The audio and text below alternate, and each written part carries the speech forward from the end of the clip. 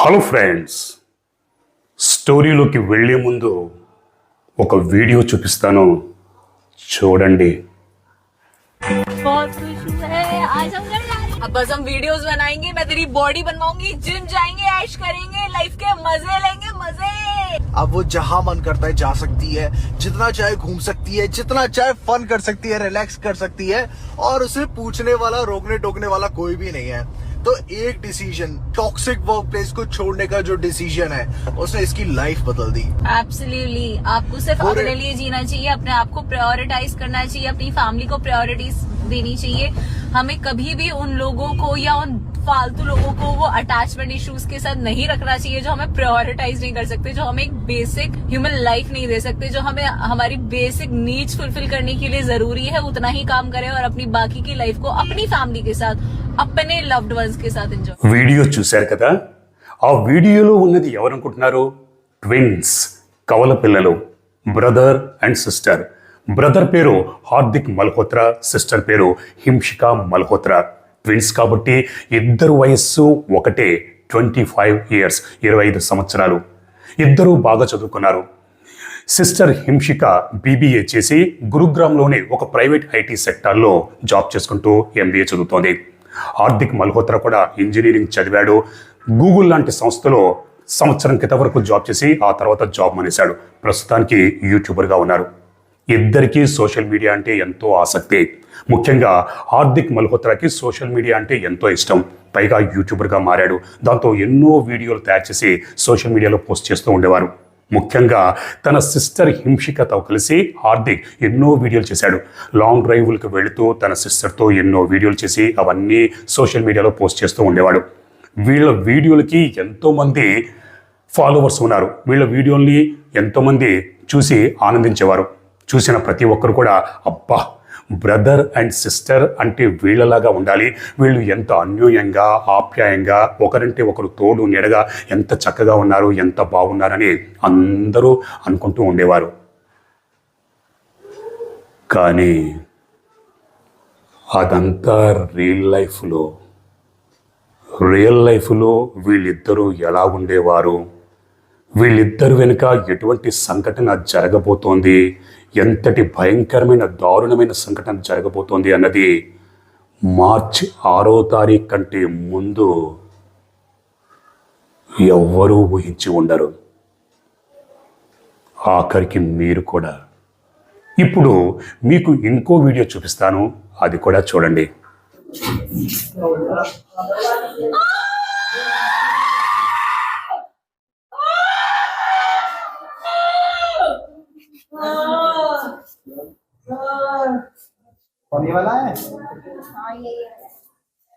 మీరు చూసిన ఆ వీడియోలో ఉన్న మహిళ పేరు నీలిమా మల్హోత్రా. నీలిమా మల్హోత్రా పిల్లలే హార్దిక్ మల్హోత్రా, హింషికా మల్హోత్రా. ప్రస్తుతానికి నీలిమా హాస్పిటల్లో ఉంది. బాధతో విలవిలలాడిపోతోంది, అరుస్తుంది, కేకలు పడుతోంది. ఏ తల్లికి కూడా అటువంటి కష్టం రాకూడదు. మరి ఆ తల్లికి వచ్చిన కష్టం ఏంటి? ఎందుకు హాస్పిటల్లో బాధతో విలవిలలాడిపోతుంది? దాని వెనుక ఉన్న దారుణమైన సంఘటన ఏంటి? అది తెలుసుకోవాలంటే మార్చి 6వ తారీఖులోకి వెళ్ళాలి. నేను చెప్పేది సైలెంట్గా వినాలి. ఈ నెల మార్చి 6వ తారీఖు నీలిమ తన ఆఫీసులో ఉంది. మధ్యాహ్నం లంచ్ టైం అయింది. తన వెనక నుంచి 2 చేతులు వచ్చి కళ్ళు మూసాయి. నీలిమకి అర్థమైపోయింది ఆ చేతులు తన కొడుకు హార్దిక్ అని. ఎందుకంటే తల్లి కదా, ఎంతైనా కొడుకు చేతుల్ని గుర్తుపట్టేసింది. నీలిమ ఆశ్చర్యంతో, ఏంట్రా ఇప్పుడు ఆఫీస్కి వచ్చావు? ఏంటి ఈరోజు సాయంత్రం నువ్వు గురుగ్రామ్ తిరిగి వెళ్ళిపోవాలి కదంటే, మమ్మీ నీకు ఒక సర్ప్రైజ్ చూపించాలి, నువ్వు వెంటనే బయలుదేరి ఇంటికి రావాలి, నేను నిన్ను ఇంటికి తీసుకెళ్తానంటే, అది కాదురా నేను ఆఫీస్లో ఉన్నానంటే, కాదమ్మా ఇప్పుడు లంచ్ టైం కదా, ఇంటికి వెళదాము, నీకు సర్ప్రైజ్ చూపిస్తాను, ఆ తర్వాత మళ్ళీ ఆఫీస్కి వచ్చేది కానీ పద అని తన తల్లిని తొందరపెట్టి తల్లిని తీసుకుని బయటకు వచ్చాడు. కారులో కూర్చుని తల్లితో పాటు ఇంటికి బయలుదేరాడు. ఇంటి దగ్గర కారు ఆగింది. కారు దిగారు ఇద్దరు. ముందు హార్దిక్ నడుచుకుంటూ వెళ్తున్నాడు, వెనకే తల్లి నడుచుకుంటూ వెళ్తుంది. హార్దిక్ ఇంటి తలుపు తీశాడు, లోపలికి ప్రవేశించాడు. వెనకాలే తల్లి నీలిమ కూడా ఇంటి లోపలికి ప్రవేశించింది. తన తల్లి చేయి పట్టుకుని బెడ్రూమ్లోకి తీసుకెళ్లాడు. బెడ్రూమ్లోకి ప్రవేశించిన నీలిమకి బెడ్రూమ్లో గోడలపైన ఎర్రటి రంగు కనిపించింది, నేలపైన ఎర్రటి రంగు కనిపించింది. పరీక్షగా చూసింది. చూస్తే అది రంగు కాదు, రక్తం. గోడల నిండా రక్తం, నేలపైన రక్తం, బెడ్ పైన దుప్పటి కప్పుంది. హార్దిక్ ఆ దుప్పటిని తొలగించి, మమ్మీ నేను నీకు చూపిస్తానన్న సర్ప్రైజ్ ఇదిగో చూడు అన్న వెంటనే నీలిమ బెడ్ పైన చూసి ఒక్కసారిగా భయంతో ఉనికిపోయింది. కాళ్ల కింద భూమి రెండుగా చీలినట్టయిపోయించింది. బెడ్ పైన తన కూతురు హింషిక రక్తపు మడుగులో బెడ్ పైన పడుంది. పైనుంచి కింది వరకు, టాప్ టు బాటం, తల నుంచి కాళ్ళ వరకు అనేక కత్తిపొట్లున్నాయి. ఒళ్ళంతా రక్తంతో నిండిపోయింది. రక్తం బెడ్ పై నుంచి టపటపా టపటపా కిందకి కారుతోంది. ఆ దృశ్యాన్ని చూసిన నీలిమ తాను చూస్తుంది కళ నిజమా అన్నది అర్థం కాలేదు. అలాగే షాకులో దిగ్భ్రాంతిలో ఉండిపోయింది. తాను షాకుల నుంచి తేరుకునే లోపే కొడుకు హార్దిక్ పక్కనే ఉన్న కత్తిని తీసుకుని తన తల్లి మీదకి దాడి చేశాడు. తల్లిని కత్తితో పొడవడం పెట్టాడు. అప్పుడు నీలిమ కొద్దిగా స్పృహలోకి వచ్చింది.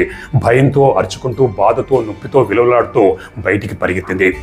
నీలిమ అరుపులు కేకులు విన ఇరుగు పొరుగు వారు వచ్చారు. వీళ్ళని చూసిన హార్దిక్ ఇక తాను పట్టుపడిపోతానన్న భయంతో బయటికి పరుగు తీసి కారెక్కి కారులో పారిపోయాడు. ఇరుగు పొరుగు వారు ఏం జరిగింది ఏంటని షాక్లో చూస్తుండిపోయారు. ఈ లోపల నీలిమ బాధతో అరుస్తూ నేలపైన పడిపోయింది. ఇరుగు పొరుగు వారు ఏం జరిగిందా ఏంటని వాళ్ళు కూడా లోపలికి వచ్చారు.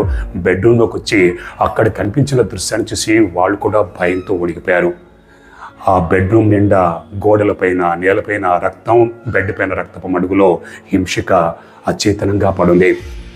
ఇంతలో కొంతమంది ఇరుగు పొరుగు వారు పోలీసులకు సమాచారం అందించారు. పోలీసులు హుటాహుటిన సంఘటనా స్థలానికి వచ్చారు. ఇంట్లోకి ప్రవేశించారు. బెడ్రూమ్లో కనిపించిన దృశ్యాన్ని చూసిన పోలీసులు కూడా కొన్ని క్షణాల పాటు భయంతో ఉనికిపోయారు. ఆ తర్వాత ఎందుకైనా మంచిది, ప్రాణాలతో బతుకుందేమోనన్న ఉద్దేశంతో హింషికని, నీలిమని ఇద్దరిని దగ్గరలో ఉన్న హాస్పిటల్కి తీసుకెళ్లారు. కానీ కూతురు హింషిక బ్రాడ్ డెడ్ అని డాక్టర్లు ప్రకటించారు. నీలిమని ఐసీయూలో జాయిన్ చేశారు. ట్రీట్మెంట్ ఇస్తున్నారు. కాకపోతే ప్రాణాపాయ స్థితి నుంచి నీలిమ బయటపడింది. మరోపక్క హింషకికి పోస్ట్మార్టం నిర్వహించారు. పోస్ట్మార్టం చేసిన డాక్టర్ల చేతులు కూడా అప్పుడు భయంతో ఉనికిపోయాయి. వాళ్ళ జీవితంలో అటువంటి మర్డర్ కేసుని అప్పటి వరకు చూడలేదు. నీలిమ ఒంటి మీద తల నుంచి కాళ్ళ వరకు ఎన్ని కత్తిపోట్లున్నాయో తెలుసా? 84. 84 కత్తిపోట్లు. ఎస్, మీరు విన్నది నిజమే. 84 కత్తిపోట్లు హింషిక ఒంటి నిండా ఉన్నాయి. ఎంత భయంకరంగా దారుణంగా పొడిచాడంటే లోపలున్న అంతర్గత అవయవాలు, హార్ట్, కిడ్నీ, లివర్ ఇవన్నీ ఛిద్రమైపోయాయి. డాక్టర్లు అదంతా చూసి పోస్ట్మార్టం చేస్తున్నప్పుడు కూడా వాళ్ళ చేతులు వణికాయి, భయంతో వణికిపోయారు. మరి ఇంత దారుణంగా, ఇంత భయంకరంగా ఒక అన్న తన చెల్లెల్ని ఎందుకు హత్య చేశాడు? తల్లి మీదకి దాడి చేయడానికి ఎందుకు ప్రయత్నించాడు? సరే, పోలీసులు ఈ లోపల హార్దిక్ ఎక్కడున్నాడు ఏంటన్నది ఫోన్ ద్వారా కనుక్కున్నాడు. హార్దిక్ని అదుపులోకి తీసుకున్నారు. స్టేషన్కి తీసుకొచ్చి హార్దిక్ని విచారించారు. ఆ తర్వాత సోషల్ మీడియా మొత్తం అంతా కిలికారు. దాంతో ఒక కథ బయటకు వచ్చింది. ఆ కథ తెలుసుకోవాలంటే 26 సంవత్సరాల గతంలోకి వెళ్ళాలి. ఉత్తరప్రదేశ్ రాష్ట్రంలోని మురాదాబాద్కి చెందిన నీలిమ మల్హోత్రాకి 2000 సంవత్సరంలో ఇంద్రజిత్తో పెళ్ళైంది. పెళ్ళైన సంవత్సరానికి వీళ్ళకి ట్విన్స్ పుట్టారు, కవల పిల్లలు. కొడుక్కి హార్దిక్ మల్హోత్రా అని, కూతురికి హిమాంషు అని పేరు పెట్టుకున్నారు. 4 సంవత్సరాల పాటు వీళ్ళ సంసారం హ్యాపీగా సాఫీగా సాగిపోయింది. 5వ సంవత్సరంలో భార్యాభర్తల మధ్య విభేదాలు తలెత్తాయి. దాంతో ఇద్దరూ విడిపోవాలనుకున్నారు. కోర్టు ద్వారా ఇద్దరూ విడాకులు తీసుకున్నారు. కోర్టు పిల్లలిద్దరి సంరక్షణ బాధ్యత తల్లికి అప్పగించింది. దానికి నీలిమ ఎంతో సంతోషించింది. పిల్లల బాధ్యత ఇక తన మీద పడింది. భర్తతో విడిపోయినా కూడా నీలిమ మళ్ళీ పెళ్లి చేసుకోలేదు. అక్కడ ఇక్కడ చిన్న చిన్న ఉద్యోగాలు చేసుకుంటూ పిల్లల్ని పెంచి పెద్ద చేసింది. మంచి స్కూల్లో జాయిన్ చేసింది, మంచి కాలేజీలో జాయిన్ చేసింది. పిల్లలిద్దరూ పెరిగి పెద్దవారయ్యారు. కూతురు హింషిక BBA చదివింది. హర్యానాలోని గురుగ్రామ్లో ఒక IT కంపెనీలో జాబ్ దొరికింది. జాబ్ చేసుకుంటూ MBA చదువుతోంది. ఇక్కడ కొడుకు హార్దిక్ కూడా ఇంజనీరింగ్ చదివాడు. గూగుల్ లాంటి సంస్థలో జాబ్ దొరికింది. అది కూడా గురుగ్రామ్లోనే. జాబ్ చేసుకుంటూ ఉండేవాడు. పిల్లల్ని చూసుకుని తల్లి నీలిమ ఎంతో మురిసిపోయేది. తాను పడ్డ కష్టానికి ఫలితం దక్కింది. పిల్లలిద్దరూ పెరిగి పెద్దవారయ్యారు. వాళ్ళ కాళ్ళ మీద వాళ్ళు నిలబడ్డారు, ఉద్యోగాలు అవి చేసుకుంటున్నారని ఎంతో మురిసిపోయేది.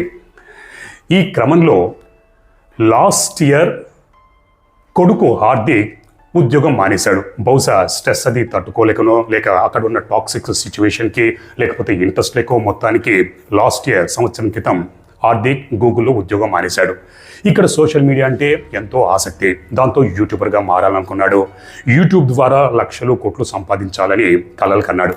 ఎందుకంటే పులిని చూసి నక్కవాత పెట్టుకున్నట్టు ఎవడో సంపాదిస్తున్నాడని ఇక్కడ హార్దిక్ కూడా తాను కూడా యూట్యూబర్గా మారితే బాగా సంపాదించవచ్చని అనుకున్నాడు. జాబ్ మానేసిన తర్వాత వీడియోలు అవి చేయడం మొదలుపెట్టాడు. ఇక్కడ తన చెల్లెలికి కూడా నువ్వు కూడా జాబ్ మాని ఇద్దరము యూట్యూబ్లు అవి చేసుకుందాము, హ్యాపీగా సంపాదిస్తాం, ఒకరి కింద పని చేయాల్సిన అవసరం లేదని తన చెల్లెలు కూడా మోటివేషన్ స్పీచ్లు ఇవన్నీ ఇస్తూ ఉండేవాడు. ఆ తర్వాత రకరకాల ప్రదేశాలకి లాంగ్ టూర్లకి వెళుతూ ముఖ్యంగా తన సిస్టర్ హింషికతో కలిసి ఎన్నో వీడియోలు చేసి అవన్నీ సోషల్ మీడియాలో పోస్ట్ చేస్తూ ఉండేవాడు. వీళ్ళ వీడియోలకి ఎంతోమంది ఫాలోవర్స్ ఉన్నారు. వీళ్ళిద్దరిని చూసి ప్రతి ఒక్కరు కూడా అబ్బా అన్నా చెల్లెలంటే ఈ విధంగా ఉండాలి, ఇద్దరూ ఎంత ప్రేమగా ఎంత ఆప్యాయంగా ఒకరంటే ఒకరు ఎంత గౌరవంగా తోడు నీడగా ఉన్నారని అందరూ కామెంట్ చేసుకుంటూ ఉండేవాళ్ళు. ముఖ్యంగా లాంగ్ డ్రైవ్లకు వెళ్తున్నప్పుడు కారులోనే తన సిస్టర్ని వెంట పెట్టుకుని హార్దిక్ వీడియోలు చేసేవాడు, అవన్నీ పోస్ట్ చేస్తూ ఉండేవాడు. హార్దిక్కి లేడీస్ అంటే ఎంతో ప్రేమ గౌరవం. లేడీస్కి వాక్ స్వాతంత్రం ఉండాలి, వాళ్ళకి స్వేచ్ఛ ఉండాలి, వాళ్ళ కాళ్ళ మీద వాళ్ళు నిలబడాలని స్త్రీకి సంబంధించి ఎన్నో మోటివేషనల్ స్పీచ్లు ఇవన్నీ ఇస్తూ ఉండేవాడు. ఈ క్రమంలో హార్దిక్కి సోషల్ మీడియా ద్వారా మహారాష్ట్రలోని పూణేలో ఉంటున్న ఒక యువతితో పరిచయం ఏర్పడింది. ఆ యువతి ముస్లిం సామాజిక వర్గానికి చెందింది. ఇద్దరూ సోషల్ మీడియాలోనే మాట్లాడుకున్నారు, ప్రేమించుకున్నారు, చాటింగ్ చేసుకున్నారు. ఇద్దరూ ముఖాముఖి అంటే ప్రత్యక్షంగా పర్సనల్గా ఎప్పుడూ కలుసుకోలేదు. ఇలా కొన్ని నెలల పాటు ఇద్దరూ సోషల్ మీడియాలోనే ప్రేమించుకున్నారు. చివరికి హార్దిక్ తన ప్రేమ విషయాన్ని తన తల్లికి చెల్లికి చెప్పాడు. తల్లి చెల్లి ఇద్దరూ నివేదించారు. అరే ముందు నీ కెరియర్ చూసుకోరా, నీ భవిష్యత్తు చూసుకో, ఇంజనీరింగ్ చదివావు, గూగుల్ లాంటి సంస్థలో జాబు మానేసావు, యూట్యూబర్ అయ్యావు, ఇవన్నీ ఎందుకు, చక్కగా జాబ్ చేసుకో, పైగా నువ్వు ప్రేమించిన యువతి మన సామాజిక వర్గానికి కాదు వేరే సామాజిక వర్గానికి చెందింది, మీ పెళ్ళి అవుతుందో లేదో తెలియదు, అందుకే ముందు కెరీర్ మీద దృష్టి పెట్టు, వాళ్ళ ఇంట్లో వాళ్ళు ఒప్పుకోవాలి, ఎన్నో సమస్యలుంటాయి, నీ మంచి గురించే చెప్తున్నావు అని హితబోధ చేశారు. కానీ హార్దిక్కి అవన్నీ చెవికెక్కలేదు, మెదడుకోకి ఎక్కలేదు. ఇద్దరూ కలిసి అంటే తల్లి చెల్లి తమ ప్రేమకి అడ్డు చెప్తున్నారు, ఏవో సాకులు చెప్తున్నారని అనుకున్నారు. ఇక అటువైపు అంటే హార్దిక్ ఏ యువతినైతే ప్రేమించాడో ఆ సామాజిక వర్గానికి చెందిన ఆ యువతి ఇంట్లో కూడా వీళ్ళ ప్రేమ వ్యవహారం తెలిసిందే. అక్కడ కూడా సేమ్ కథ రిపీట్ అయింది. వాళ్ళు కూడా ఆ యువతికి బ్రెయిన్ వాష్ చేశారు. అమ్మాయి ప్రేమ గిమాన్ని పక్కన పెట్టు, వేరే సామాజిక వర్గానికి చెందినవాడు, ముందు ముందు చాలా కష్టాలు వస్తాయి అని హితబోధ చేసిన వెంటనే ఆ యువతి పేరెంట్స్ చెప్పిన విషయానికి తలూపింది, ఒప్పుకుంది. దాంతో ఇద్దరి ప్రేమకి బ్రేక్ పడింది, బ్రేకప్ అయిపోయింది. ఇక అప్పటి నుంచి హార్దిక్ డిప్రెషన్లోకి వెళ్ళాడు. తన ప్రేమ ఫెయిల్ అవ్వడానికి కారణం తన తల్లి చెల్లి అని భావించేవాడు. ఇక అప్పటి నుంచి యూట్యూబ్లో పెద్దగా వీడియోలు అవి చేసేవాడు కాదు. ఎప్పుడు చూసినా మూడీగా ఉండేవాడు, ఒక మూల కూర్చుని ఏదో ఆలోచిస్తూ ఉండేవాడు.